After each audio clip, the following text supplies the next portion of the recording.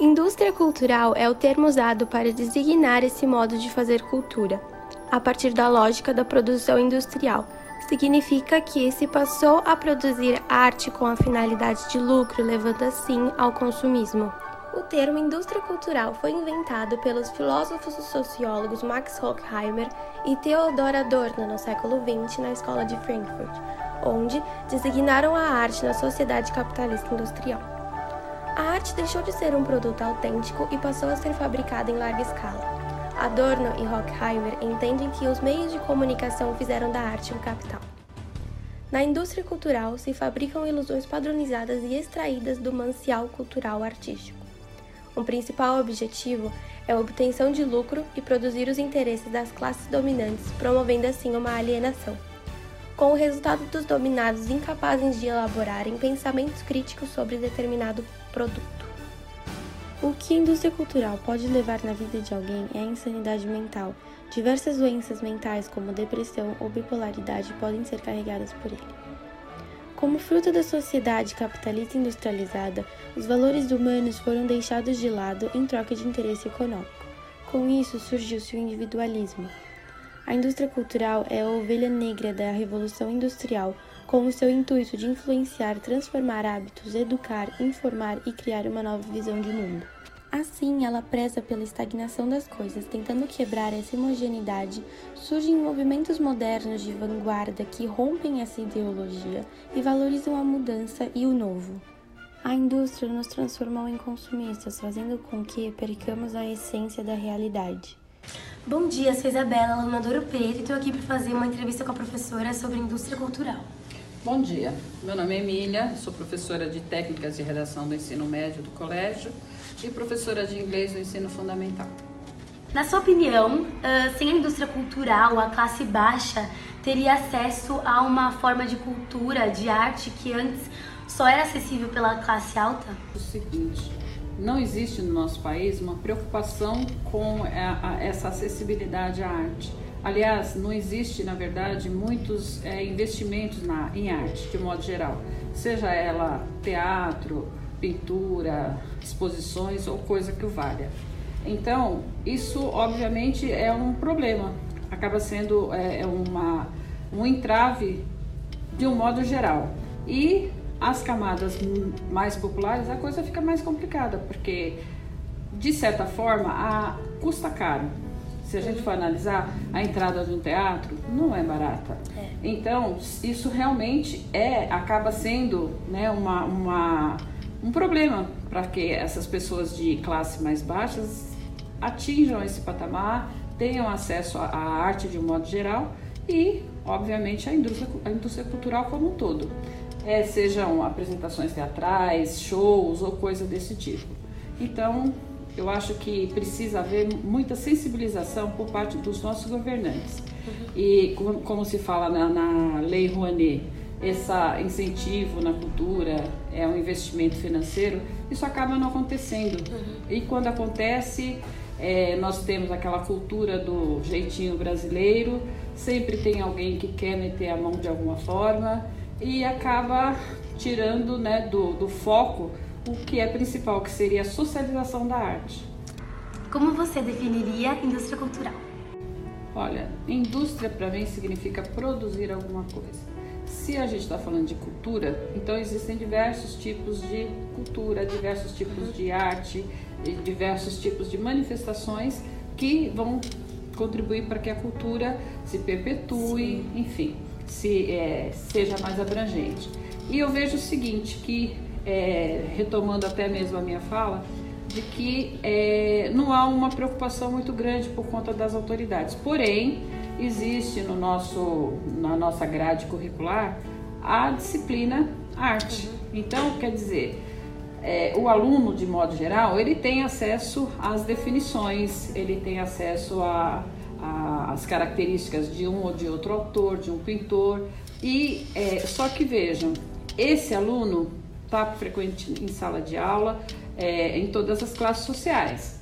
Porém, ele não leva isso para casa. Se o pai é deficitário em termos de estudos, ele não tem esse conhecimento, fica difícil. E o aluno, aprendendo isso, e não usufruindo de modo geral, não indo a museus, não tendo mais contato com isso, então essa arte fica meio que estagnada, né? Esse conhecimento fica meio que estagnado nesse aluno. E em casa, ele não tem esse contato para estar conversando com o pai. Claro, eu estou falando das classes menos privilegiadas. Então ele não lê. A leitura também ajudaria bastante. E isso a gente sabe que é um problema muito grande no nosso país. Cada vez menos se lê no Brasil. E se isso fosse incentivado de modo geral, inclusive em casa, acredito que essa indústria cultural ela seria muito mais abrangente. Sim. Mais camadas, né, teriam acesso e o acesso à cultura de modo geral melhoraria bastante, aumentaria bastante. Veja, inclusive agora em São Paulo, a gente tem a virada cultural. Eu gostaria que fossem feitos levantamentos. Como é que é a adesão a esse tipo de projeto? É um projeto interessante. Tem diversos tipos de manifestações artísticas, teatro, shows, etc. E as pessoas, na verdade, acabam não tirando proveito. Essa última foi a madrugada inteira, eu não me lembro das anteriores, mas um horário que também é difícil para o trabalhador, por exemplo, né, ir nesse tipo de manifestação, além de outros problemas que a gente vê que acontece também bastante, né? Complica bastante a acessibilidade. Exatamente. Então, Pro, muito obrigada por ter cedido um pouco do seu tempo para poder fazer uma entrevista com a gente. Imagina, à vontade. Esteja às ordens. Boa tarde, estou aqui com o professor Rafael de História do Colégio Ouro Preto, maravilhoso, e vim fazer umas perguntas sobre indústria cultural.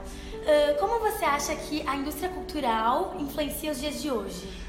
Olha, de todas as formas possíveis, né? A indústria cultural está muito atrelada aos meios de comunicação, né? E agora com a internet, com o uso, por exemplo, de propaganda no YouTube, no Spotify, anúncio no Facebook, no Instagram, eu acredito que são dessas formas que há influência. Ela é muito mais massiva do que ela foi antes, quando a gente estava limitado à televisão, rádio e revistas.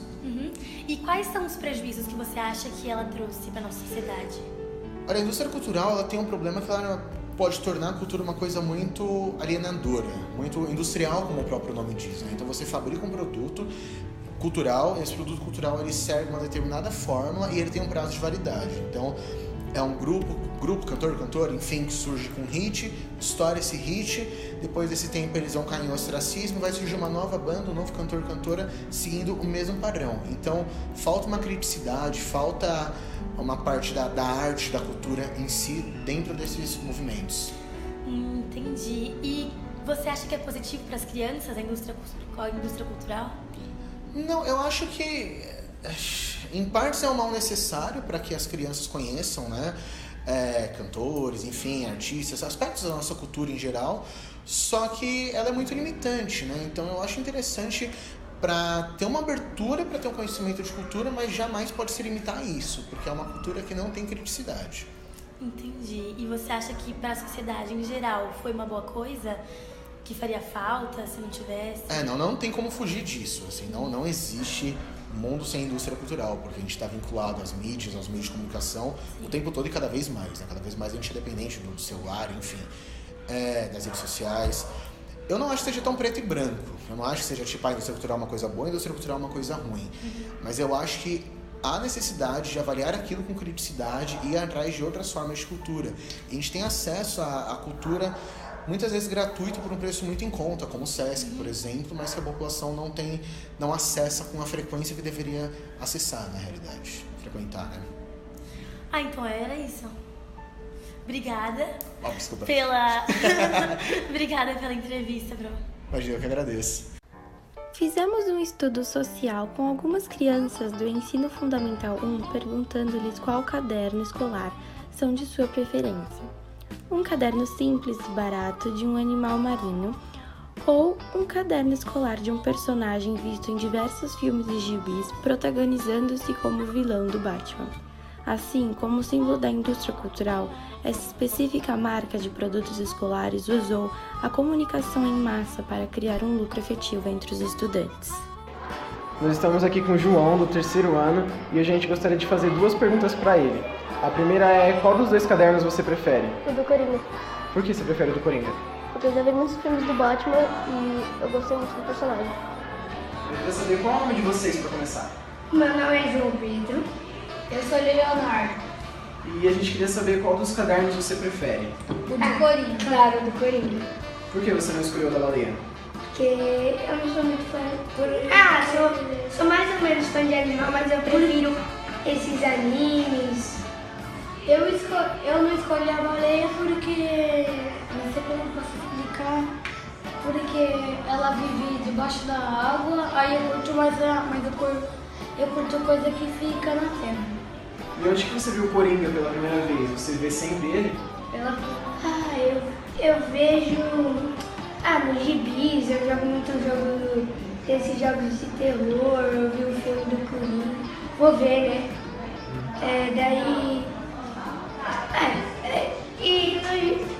Eu já falei disso. Aí a primeira vez que eu vi o Coringa foi o filme do Esquadrão Suicida. E eu vejo o Coringa em gibi, no jogo novo do Batman, no filme, e é só isso. Legal, gente. Obrigado, viu? Como o resultado já era esperado, o caderno escolar mais selecionado pelas crianças foi o do personagem Coringa, por conta de sua influência nos filmes e desenhos. Os mais influenciados pela indústria cultural são as crianças e adolescentes que, por si, passam mais tempo em suas redes sociais e na televisão. Assim, as escolas precisam ensinar os seus alunos a usufruírem desses conhecimentos sem que se transformem em fantoches, mas sim em sujeitos críticos numa sociedade que precisa ganhar autonomia para o bem-estar social. E aí, pessoal, a gente veio aqui no Shopping Anália Franca e vamos falar sobre a indústria cultural com algumas pessoas e fazer algumas perguntas.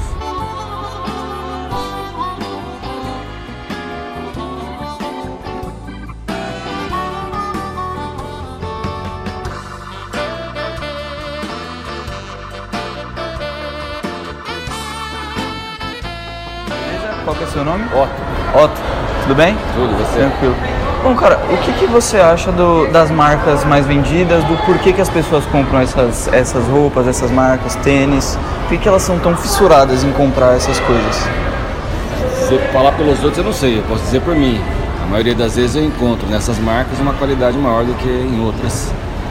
Que é mais cômodo para vestir, para um caimento melhor, uma durabilidade melhor. Na minha concepção de compra, é esse o objetivo que eu busco. Certo, mas você acha que as pessoas que compram, como você, são influenciadas por algum outro meio, alguma...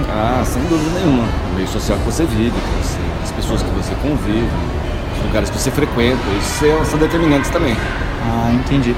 Mas você acha que com essas roupas a pessoa ganha alguma moral, é visto melhor? Difícil dizer, né? Tem uma propaganda antiga, que não é do tempo de vocês, que dizia que quem se veste melhor tem mais chances, né? Certo. O mundo trata melhor quem se veste bem. Esse era o mote da propaganda. E acho que até hoje funciona. Acho que existe isso ainda assim. Entendi. Muito obrigado, cara. Falei que...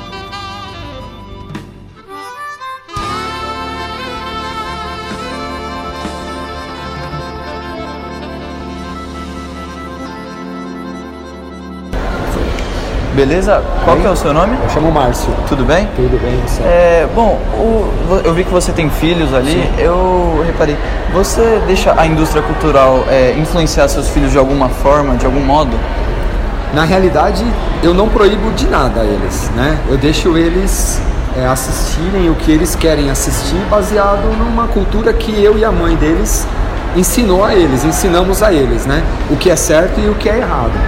E em casa a gente não tem costume de ficar assistindo muita televisão, esses canais, essas coisas abertas, mas quando está assistindo eu não proíbo eles de assistirem, mas eu falo, isso está certo, isso não está certo. Deixa com que eles escolham também. Isso. Entendi. Deixa com que eles escolham também, né? Porque quando você proíbe, eu acho que tudo que é radical é muito ruim, né? Tudo que você radicaliza não é bom. E aí você quer descobrir o porquê que você não... Por que eu não posso, né? Então, você não pode por esse motivo. Mas é tão legal. Então, eu acho que assim, na vida a gente aprende com os acertos e com os erros. né? Então lá na frente, minha filha tem 13 anos, meu filho tem 4 anos. É muito difícil eu julgar hoje o que é certo e o que é errado para eles, na mente deles. A gente dá o discernimento para eles irem e tirando as suas próprias conclusões, né? Certo, mas você acha que a mídia, a indústria cultural tenta realmente influenciar as crianças de alguma forma? Sim. E de qual forma? Na minha opinião, tudo que a mídia utiliza do próprio marketing dela, às vezes o marketing que ela faz, ela é bom para umas coisas, né? E te leva a benefícios bons, mas a grande maioria dessas influências que a televisão traz, na minha concepção, ela não é boa. Porque, por exemplo, falar que no esporte existe o time A é melhor que o time B, porque são rivais, porque são isso, eu acho que isso é uma influência. A mídia está tentando te levar a você crer que o time A é melhor que o time B, e isso é mentira. Na realidade, eu acho que não é assim. O esporte como um todo tem que ser praticado, né? É a mesma coisa na eleição, na política. Quem é certo e quem é errado, né? Não existe. Não é que não existe o que é certo e o que é... Existe o que é certo e o que é errado, mas não quem está certo e quem está errado, né? Porque a gente tem que ter o quê? Fatos concretos. Todo mundo fez o que fez aí agora na última eleição e é o que a gente está tendo, né? Então, assim, é muito difícil você tirar essas conclusões. Muitas vezes a gente tem que deixar rolar um pouco. Eu entendo que as coisas têm que rolar para as pessoas entenderem, né? Porque quando a gente aprende na amor, a gente esquece rápido. Quando a gente aprende na dor, a gente não esquece, né? Então é melhor, lição. Exatamente, é uma lição melhor para você guardar para sua vida depois, né? Exatamente. Acho que é isso, muito obrigado. Imagina, que é isso. Boa sorte. Seu tempo. Você sabia que todos os dias você é manipulado pela indústria cultural? Sim, é exatamente o que você ouviu. Você vive em um meio de alienação onde você se torna um consumista impulsivo pelas propagandas. A indústria cultural te oferece um status social a partir do momento em que tal produto esteja na moda. Você é um fantoche da indústria. O desejo por produtos te leva a caminhos extremos. Os reflexos sobre a indústria cultural nos dias de hoje ganham atualidade quando se analisa o mundo em que vivemos. As escolas que frequentamos cada vez mais administradas e controladas pelos capitalistas globalizados. O planeta Terra é o mais prejudicado. Com essas indústrias todos os dias, chaminés de fábricas emitem gases poluentes na atmosfera, destruindo a fauna e a flora do nosso planeta.